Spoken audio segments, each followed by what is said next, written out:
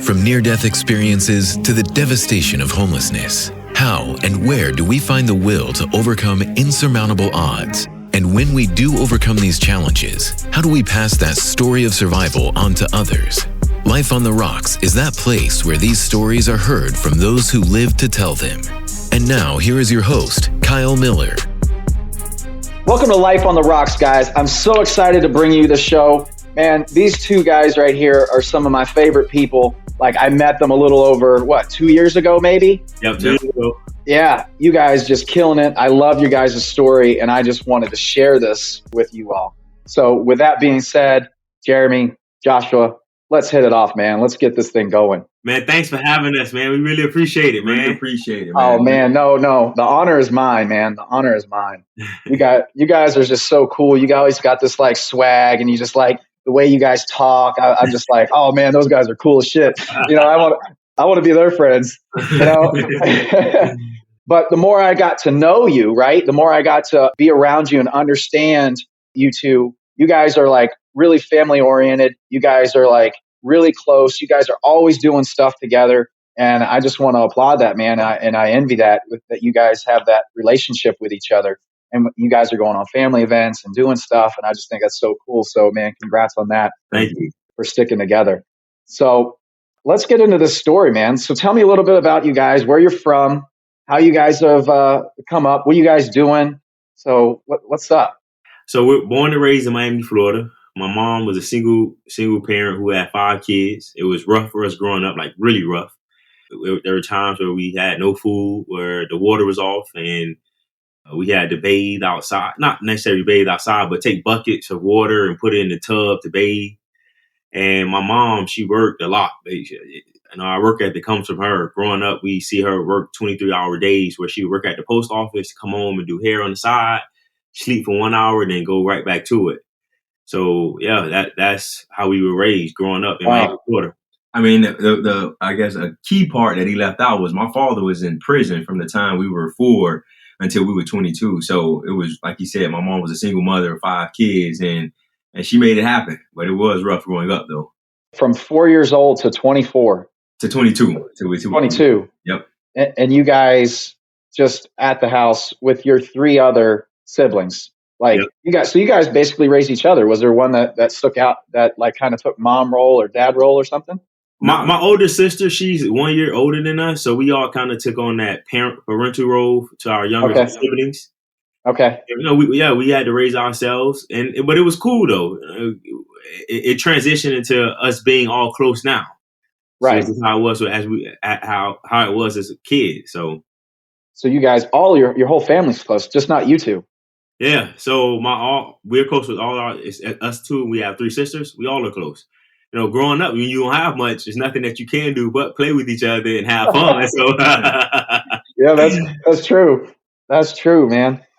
So, like South Florida, like we're at in Florida, in Miami, Florida, but not what you see on TV. Not across the. We was on South Beach. No, we was on the other side of the bridge. We was on the other side of the bridge where you don't want to be at. Gotcha. What's that like? I mean, I'm a country boy, right? I live out on a farm. I don't know much about the city, you know. So what's it like growing up there, man? I mean, so we grew up in right smack dead in the middle of the hood. Like every night you hear gunshots. You know, we've seen people get killed before. We've seen some wild stories growing up. And I mean, our whole life up until maybe our junior year of high school, we're surrounded and grew up in the hood. But my mom was a visionary, and we ended up, transferring from one high school in the hood to going to another high school. But as far as like I said, growing up in the hood, it was just, for us, it was our reality. It wasn't bad to us. It was just our reality. That's all we knew. That's all we saw. So that was normal for us. Like in the 8th grade, I almost died. Like I almost got shot. So we were playing football, my hood versus another hood. And a guy got upset that he got hit too hard. He came, he slapped me. We fought. And of course I beat him up. But his friend pulled out a gun, and mind you, we're in the 8th grade, and he had it to my head. And by the grace of God, he didn't pull the trigger. And those are the type of things that we encountered growing up. So you had a gun put to your head at 8th grade because you checked somebody too hard on the basketball court. Well, then you beat him up. But that essentially what happened. Somebody got mad and put a gun to your head on that? But this guy, he didn't tell you, this guy who had put the gun to his head, we knew he had killed 3 people prior to this whole event happening. So when he's pulling out the gun, he's going to use it. And unfortunately, he's no longer with us. He died like maybe a year or 2 years later. Uh-huh. Yeah. Wow. So that was, again, like that whole situation, for me, it was tough because I'm sitting there, I see the gun at his head. I'm like, damn. I gotta let my mom know. Like I sit here and watch my brother die, and I didn't do anything about it. But yeah, it was crazy. I'm still here. I'd have beat his ass when I got home. Jesus, you gonna let me go out like that? I thought you guys were close. Now I'm getting the real story. Oh, the guy had a gun, Kyle. What am I supposed to do? I thought you're supposed to take a bullet for your brother. I guess not. But here's the crazy part about it. Like growing up in the hood, because we started selling drugs when we was in the 7th grade. So the guy who was supplying us with the drugs, we went to his house and we was like, yo, here's what happened. So he came to us with, it was me, my brother, and it was like 2 other friends, right? It was 2 of our other friends. He came to the door with like 3 towels. And was like, why are you giving us towels? He was like, look, open it up and go handle your business. So he proceeds to give us towels, and it was guns inside the towels. So he was like, look, man, he pulled a gun on you. Y'all got to be hard, and you can't not, represent, and you cannot not stand up for yourself. So that was just a crazy experience within itself. So that's nuts. At 8th grade, I mean, I was hunting at 8th grade. I wasn't asked to go shoot somebody. Yeah, but luckily for us, it's just the few interactions we did have with my mom. She taught us to be good people and always do the right thing. So we sold drugs, and then for us at the time it was out of necessity. But we've never been those type of people to do bad to anyone. So obviously we didn't do anything. We gave him all that stuff back, and I went home, and I'm glad I did. But yeah. Wow, your mom has got to be an amazing woman. I want to meet her. Thank you. Yeah. How many people in your neighborhood? How many people make it out of there? We had 30 people that were our age. I would say probably like four people will make it out, and out of the 4, we're out of the 4, and 2 of them went to the NFL. Yeah. Wow. So out of that 30, the 4 make it out, 2 make it to the NFL. You become rock star real estate investors. That's just I just can't even comprehend. Like I have no reference point to that. Like you guys lived. It's like we grew up on 2 different worlds. How's your sisters? How's the rest of your family? What do they do? They're figuring out. Let's just say they're figuring out life right now. Gotcha. It's not a lot of guidance where we're from. I'll give you a great example. My mom, I love her to death, and this is why you got to be careful who you take advice from. So when we were in college, luckily we were fortunate enough to go. We had to work 3 jobs to get through college, but somebody told us, guys, you need to start building your credit. The dean of the business school told us that. Yeah. So what school? Nova. Hold on. You just jumped a whole we're in 8th grade here. We just had a So you made it through high school, right? You played sports. Yes. But the key thing is when we was in high school, we went to our local high school in the area we grew up in Carroll City. So from 9th grade to 11th grade, we were playing football. We were doing really well. In 10th grade, we were both starting on varsity. And our 11th grade year, my mom is just a complete visionary. And she told us, she was like, hey, guys, I don't want to lose you all to the street. So I want to take you guys to another school. Long story short, my neighbor knew the head coach at a private school where it was like $25,000 a year to go to the school. Obviously, my mom couldn't afford that. So we ended up getting financial aid, and we ended up going to this school where it was, a bunch of rich kids who were driving Porsches and Beamers and the cars that my mom couldn't even afford. So for us, that was an eye-opening experience. It was exposure. Right. So we ended up getting exposed our senior year of high school to the other side of the tracks, the side of the tracks you grew up on. I don't know about that, but I don't know about that, but no, I'm messing with you, but we ended up seeing just a completely different side of life, and it exposed us. And at that moment, our minds expanded because we was able to see, like, man, like there's a different way of living. Like you don't have to starve at night. Go ahead with You Yeah. don't have to live paycheck to paycheck. You don't have to. The biggest thing for us is you don't have to be an athlete in order to make money. You can be Ooh. a business owner and make money. Because for us, it's been perpetuated so long that in order to make it out, you got to be an athlete or a rapper. But going Right. to having spent time at our senior year going to that school and building a relationship with some of the kids and realizing that none of their parents were athletes, they were actually business owners. That's when things I believe really changed for us, because coming out of high school, we had some Division I offers to play football, and we decided not to play football and just go to school, work, and figure out what life had to offer for us outside of sports. So you guys turned down offers to play D1 sports. So yeah, let me kind of add a little bit more reference to that. Okay. So the most of our offers were from the Ivy Leagues and the Patriot League, right? Okay. So Okay. to go there, you have to have great test scores. Got it. But if Okay. you're an athlete, they reduce the test scores for you a little bit, right? Right. For us, we took the SAT and the ACT, those entrance exams, I think 4 times each, and we still couldn't get the qualifying scores to get in. So Okay. we truly believe everything happens for a reason. So we Yeah. was going to tutoring, we was going to extra help, we was trying to get those test scores, and we just couldn't do it.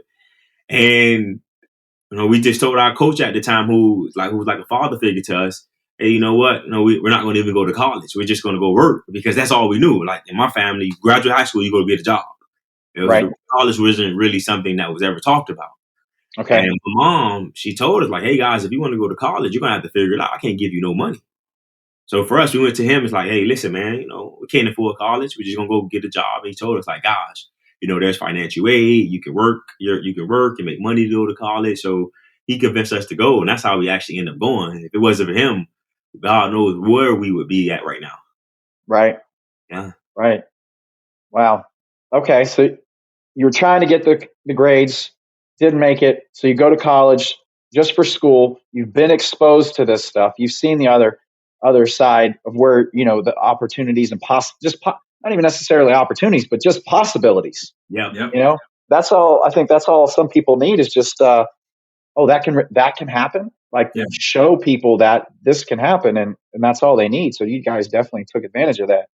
You shared a story when we were together last time, a couple weeks ago, and about your mom and about all these kids driving the Porsches, and share that with me, because I thought that was so cool.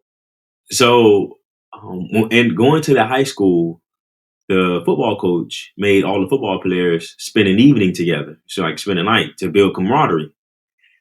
And everybody had to stand up and act and tell the entire team why you play football, why you here, and the importance of, being a part of this team.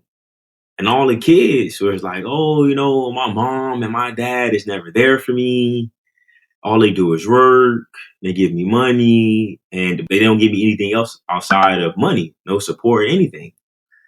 So him at the time, I'm broke kid from the hood. Like, bro, you driving to school in a Porsche, a Beamer. You got your own wing at your parents' house where, that's not Life our is, reality. Life is good. Like I'm sharing a tiny 8x8 room with my brother, and we can barely turn around without hitting each other. You got a full wing. Like, what you complaining for? We had a Ford Explorer that did not have any AC in it, right? And in South Florida. What talking about? So that was my thought process. So I go home the next day and I said, Mom, these kids are crazy. Like, they complaining about their mom and dad not being in their lives, but they got everything that I would want. And she challenged me. She asked us a few questions. Have I ever missed any of your recitals or any of your attendance shows? I mean, presentations or anything you had at school? Have I missed a football game? Have I missed a track meet? Have I missed a basketball game? And I'm like, I keep saying, no, you're always there, Mom. Like, what? Like, get to the point. Shit, that's the point. I'm always there. So you don't know what it feels like for me not to be there. You don't know what these kids feel like for their parents not to be there. You know what love and support is. They don't. They just know what getting money is. Right. And that was a huge eye opener for me about what kind of parent I want to be. So yeah, absolutely. Both my parents, but they never missed a game. I mean, I played college football, small D2 school in West Virginia, Fairmont State, and it was like 5-hour drive to get to the home games. And then, they traveled to every game, and every weekend they were there. Wow. And that's every time. And like never missed one game until my junior year. My dad missed one football game because he had to work and he couldn't get out of it, and he was on call and just stuff was going bad, so he couldn't leave. And but he was calling my stepmom, like, what's going on? What's the game? He was just there. But I remember that feeling like, oh wow, he's not here, and that was the first time that I'd felt that of it being different. Yeah. So wow. I kind of I had the same thing, and still, like, even now, like, if I go play, I don't know, pick up basketball game or something, he'll be like, when's your game? I want to come see it. I'm like, okay, yeah. But yeah, so just having that support is just massive. So you guys grew up without basically your dad or mom. You guys grew up kind of on your own, but they were always, your mom was definitely always there for you. Yeah, so that's cool. In those key moments, yeah, definitely. That's so cool, man. All right, so now we're in college.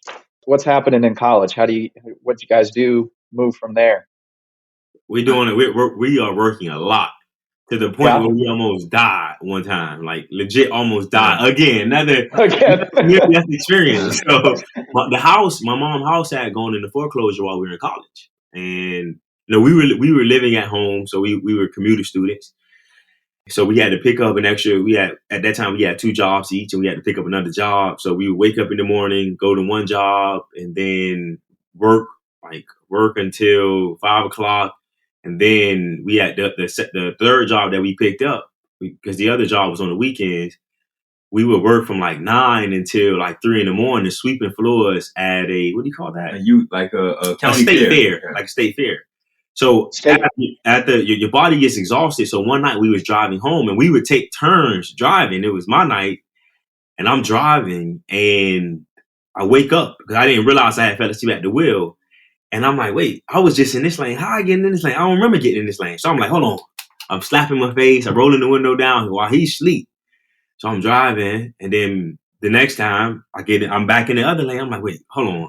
I think I'm going to sleep again. And I didn't want to wake him up, because when it's his turn to drive, I'm sleeping. He better not wake me up. Right? Yeah. So the last time, we almost, like, I'm driving going 80, and we were this close to hitting the wall until he woke up. He grabbed the wheel. I'm like, Jern, wake up. And at that point, obviously, we both woke up and we were able to make it home. But we had to work a lot to make it happen. So you guys have just been grinders and hustlers and like hard workers your entire life, then? Yeah, we saw it from my mom. She displayed work ethic every day. Like every day she was working. Every day she was trying to do something to get money to support us. Man. So then, what led you guys down into the real estate game? So we out of college. Well, first, college was a great experience for us because we really got exposed in college to different business owners, different opportunities, just to really expand our mind. And while we were in college, we started one business that failed, and then we started another. Hold on, don't skip over that. So that business that we started in college, while we were working the jobs, we put $20,000 of life savings and student loans to fund that business until we realized we need to shut it down. So we put $20,000 in it. We ran it for like a year, and then we realized this isn't a good idea. So we stopped doing it, and then we made a pivot, and then we started doing promotional marketing, like printing logos for companies and organizations around campus on hats, hoodies, and T-shirts. And we was doing okay, and then we met a guy, and long story short, he offered us an opportunity to open up a cleaning business with him, and we opened that cleaning business, and within 18 months, we had grew and we sold that cleaning business. And then, right after we did our first real estate deal, because what happened was he was having a kid. We heard an ad on the radio. He convinced me to go and spend his money because I wasn't trying to do that. So before we ever did a real estate deal, to make a long story short, we had spent $70,000 in mentorship before we ever did one deal.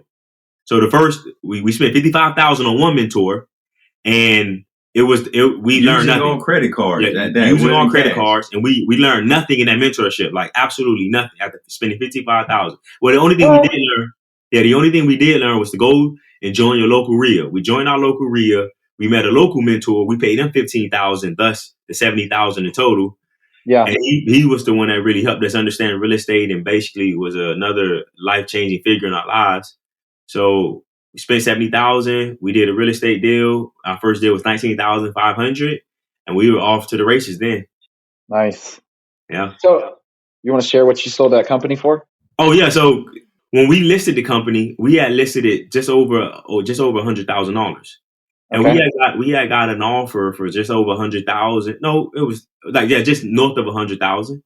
Okay. Less than the offer, less than what we listed it for. But at the time, we didn't know any better, so we turned that offer down, trying to get the asking price.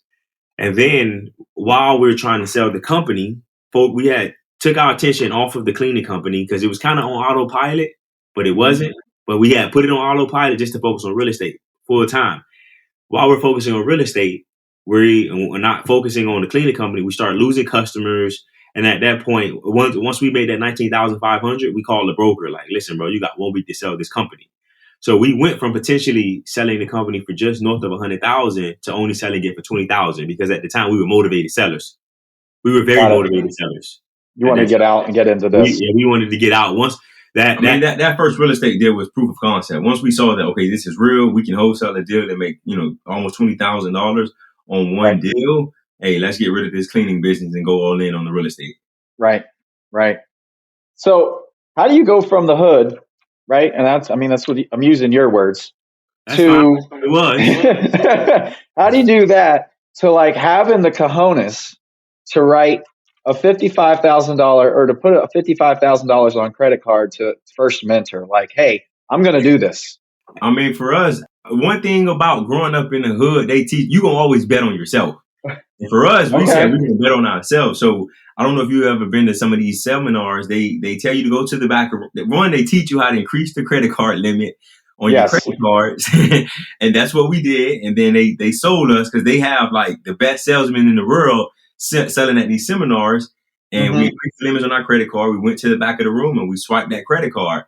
Because for us, we was like, man, I know if this guy standing in the front of the room could do it, we can do it as well. So that was one of the benefits of growing up where we grew up. Like you have ultimate confidence in yourself.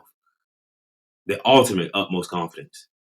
So that for us, we just always believe in ourselves. So that is if we want to look at it, that's a positive coming out of there is like, there's a lot of people right now in life, like that's their biggest problem is that they won't bet on themselves. They would never do that. They would think that's too big of a risk, and I can't do that. I don't have the right training, or I don't have this, and I don't know how to afford it, and I don't do this. You guys, I'm gonna fucking do it. Yeah, for us, man, growing up in the hood, like it was. There were several benefits. That was one of them. Another one is like I know how to go without. A lot of people, if they were to go broke, if they was to lose, money on a deal, they don't know how to handle that. For me, I've been without. I've been broke. So if I need to start over, I can. Better yet, I know I'm gonna go faster because I have the knowledge. And another thing is we've been figuring it out since we were kids, like basically raising ourselves, figuring out how we gonna eat food at night. I've been doing this as a kid, so it's nothing new as an adult for me. So I think the way we grew up was a huge benefit for us. Absolutely, dude. Oh man, I love this. Man, you guys are awesome. I love it. So you do your first deal. You got money in the bank. Proof of concept is good. Like, let's do this thing. How do you guys grow from there? What do you guys start doing? We do a few more deals, but let me put into perspective, we are in Miami in South Florida. So once we start making a little bit more money, I don't regret any of the decisions that we made. But when we start making money, we live in Miami. This is the entertainment capital of the world. So we start going out, we start having a great time. Cal, when I say great, a great time. Great time. I know what you're saying. So instead of reinvesting the money back into the business, we were just living the good life. Let's put it that way. Right. But then once we start meeting more mentors and, getting the right guidance, people started telling us, hey guys, you need to reinvest your profits and then, use the cash flow that you get to go out and entertain yourself and have a good time. So we were just constantly on that hamster wheel, doing deal after deal, but then taking the money and just having a good time with it until maybe like a few years ago when our mentor was like, look, guys, like that's not how life is. That's not how business is. Cash flow should pay for your fun. But to answer the question, our first year we focused primarily on wholesale. Then year two, we started doing flips because we tried to wholesale a deal. And because we couldn't make $25,000 on that deal, the guy was only trying to let us make 22,000. We end up flipping the deal. So year 2 became our focus on rehabs. Year 3, we started focusing on rentals. Then year 4, we started focusing on a development project, a small development project. And then year 5 is just all putting it together to grow and scale the company. That's kind of that's our trajectory as far as real estate goes. With a lot of bumps and bruises along the way. Oh, I'm sure. What would you say, like, in the business aspect, what was the worst decision you made with some of the money that you made? I mean, besides the party and stuff. I mean, because that stuff goes pretty quick, right? Yeah, you can, especially down here. One night. Give me an idea. What did you spend one night on at a club? One weekend, I'm ashamed to say this, but one weekend we spent $60,000. No, it was a week. It was from like Tuesday to Sunday. We spent like $60,000. But it was like 4 people. Like between 4 people. So you spent just for lunch. So you said we spent $30,000 within that week. Just partying, living it up.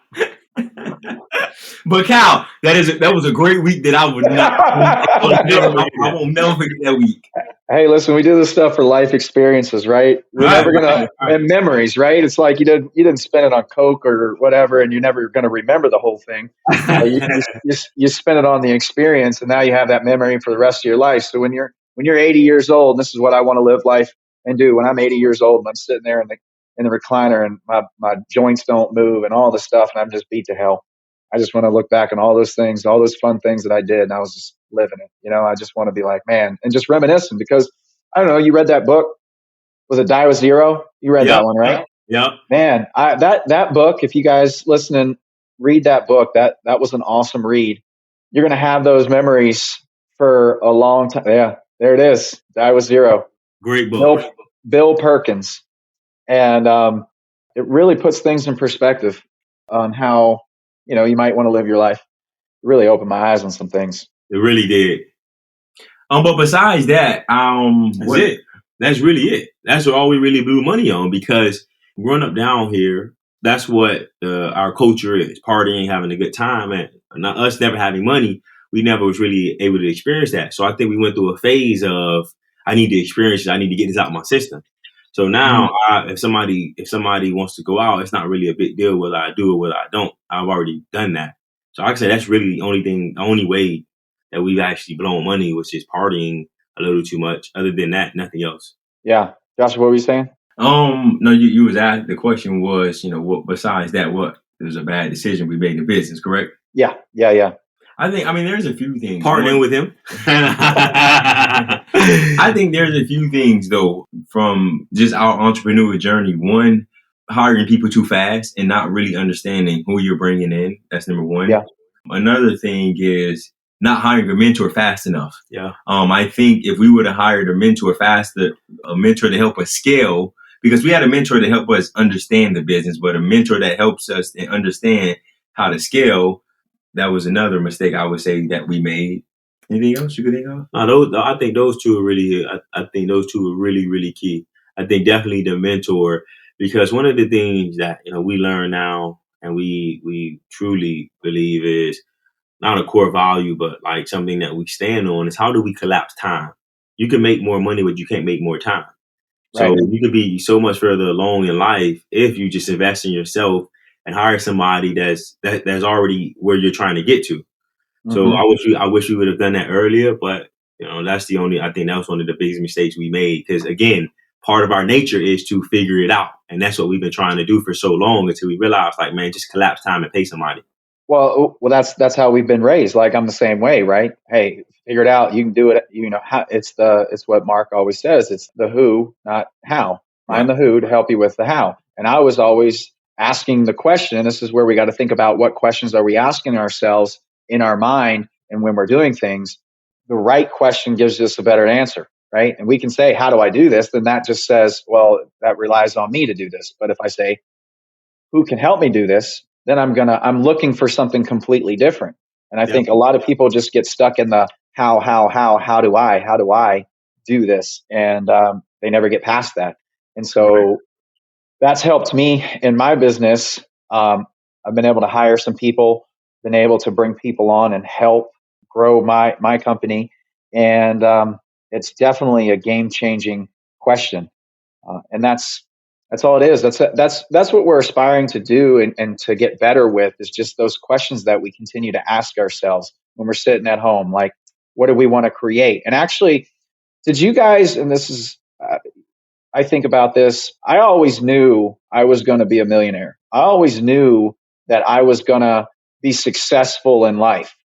I remember a story. It was me and some guys playing ball with, Chris Long from St. Louis, and the DN, Howie Long's son. Yep. I grew up with him. We played ball together until we were 18. Oh, and wow. we were sitting out there in the outfield one day, and it was just like, what are you going to do when you grow up? They were having this conversation with a couple of guys. And one of the guys was like, well, his dad owns a business here in town. And he goes, I'm going to take over my dad's business and do this, this, and this. And guess what? He's doing that.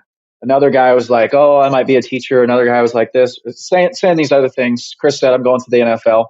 And I said, I don't know what I'm going to do yet, but I know I'm going to be a millionaire. And it's not going to be a 9 to 5, and it's not going to be a going into the office and doing that stuff every day and working for somebody. I don't know what it is, but it's not going to be that.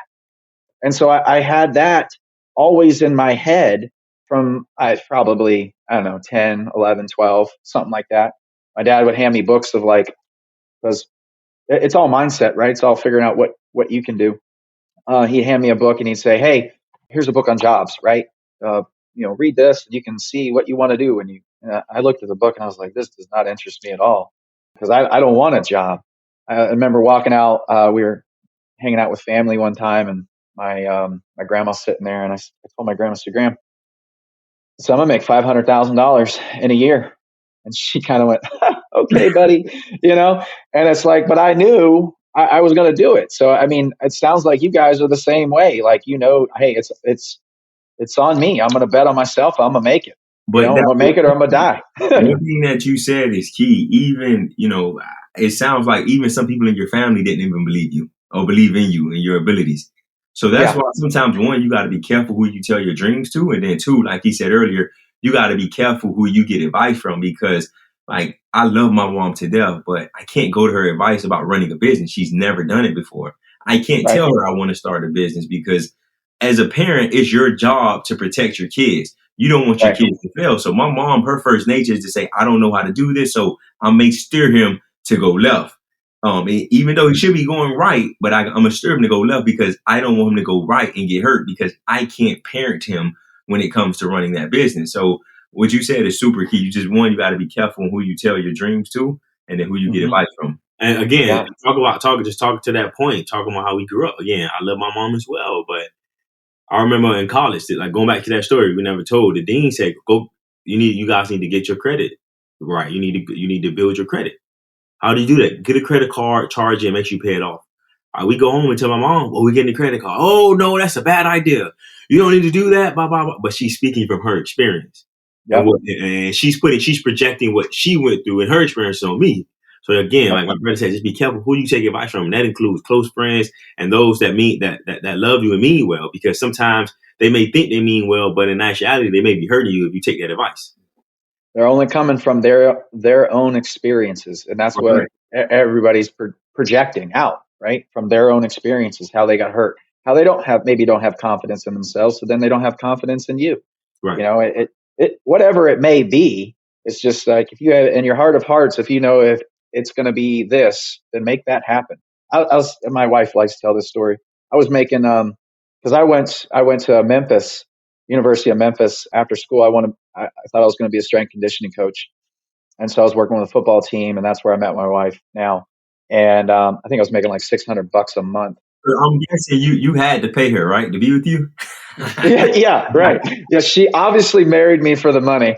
And, but at that point, right, like, she goes, well, what do you want to be? And this is to the point, I had tried to do the strength conditioning, but I hated going in and basically babysitting these guys. Some of these guys had freakish athletic ability, and like, they didn't want to work out, they didn't want to do anything, but they could play ball. And I would just continue to like always question, why am I doing this? Why am I here? Why am I in this situation?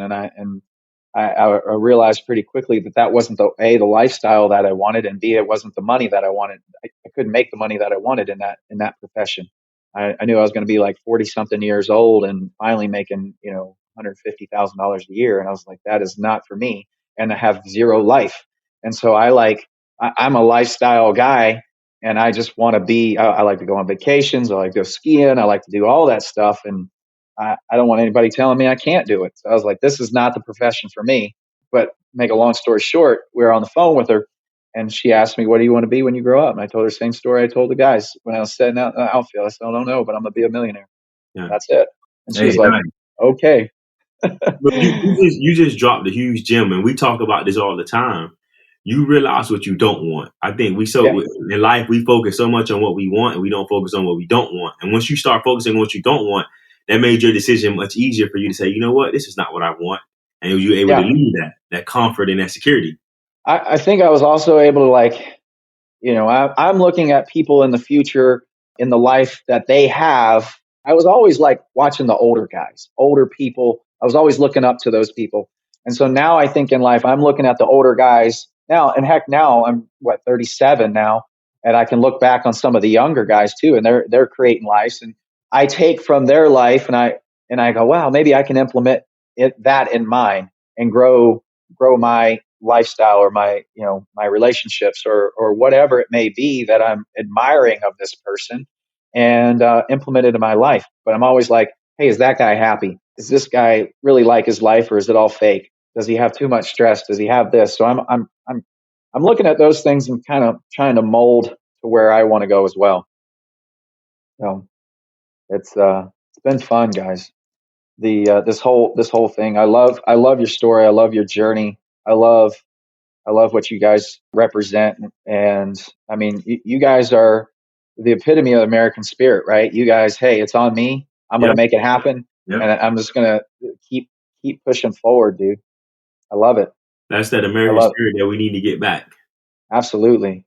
Absolutely. Guys, if you're listening out there, like if you're sitting there and you don't think that you can, start a business or create something that you want in your life. I mean, look at these two guys. They came from the hood. They came from a single mom who was there, never there. She showed up to the games, but like she was always working to provide for you guys. Yep. I mean, so you got to think how awesome how lucky you guys are too with that, with that support, because it could have easily been, you could have been the guy that shot the two guys and now dead. Yeah. How many of your friends are dead? A lot. That's why my mom transferred us in high school. So because go ahead. When we were in high school, it was like for a 60-day stretch, like every other day, one of our friends were either getting shot or killed. And every day we would come home, every other day we would come home and be like, yeah, mom, such and such got shot or such and such got killed. And she just made the decision of like I can't lose you guys to the streets. So that's when she would, again, like I said, she's a visionary. And that's when she sought out a different opportunity for us outside the hood, completely outside of our comfort zone. And my mom understood, in order to grow, I got to get them outside their comfort zone. So we went from, at our high school, when we was at Carroll City, the school in the hood was 3,000 black kids. We transferred to a school with 700 rich white Jewish kids. And I'm not a racist or anything, but I want to show you the dynamic. I want to show you the culture shock that we went through. And it was just like, wow. It was a completely different experience for us. Right. Yeah. So the moral of that story is, if you want change, you got to be the change. And you cannot be afraid to get uncomfortable. That's really what it takes to get outside the comfort zone. That's awesome. So where do you guys see yourselves in the future? Where do you see yourselves in 10 years? What are you guys doing? Oh, definitely. Like completely lifestyle, spending more time with the kids, completely hands off in business, creating and helping and serving more in the community. Because that's something that I'm passionate about, just really giving back and helping the next generation, because there's not a lot of people. I look back at our life, and especially where we grew up from, there was really nobody that really came back to help the next generation, to talk to the kids and say, hey, man, I made it out. I didn't sell drugs. I didn't play football, or nor did I rap, but I was able to make it out. Right. So that's kind of how I see it for myself. For me, huge impact. Nah, for me, similar as well.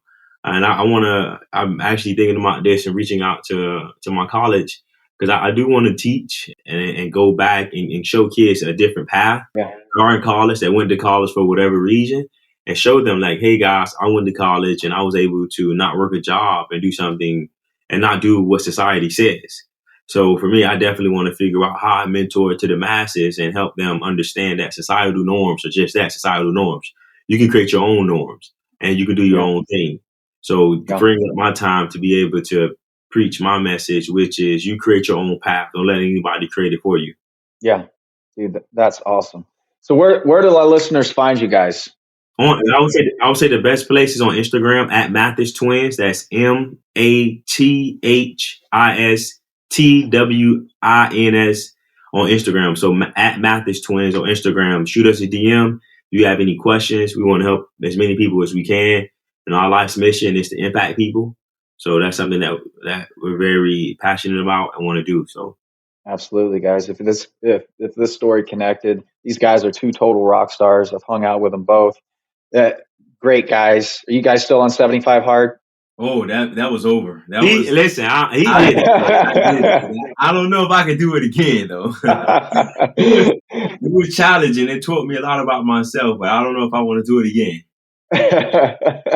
Absolutely, it is difficult. Discipline, but discipline creates the freedom, right? Correct. So but guys, thanks again. I really appreciate it. No, thank you for having us. We really appreciate it. It was an honor that you even asked us. So, man, thank you so much. Thank you, Kyle. Absolutely, guys. I'm blessed. You guys want to connect with him? Check him out on Instagram. From then, take care.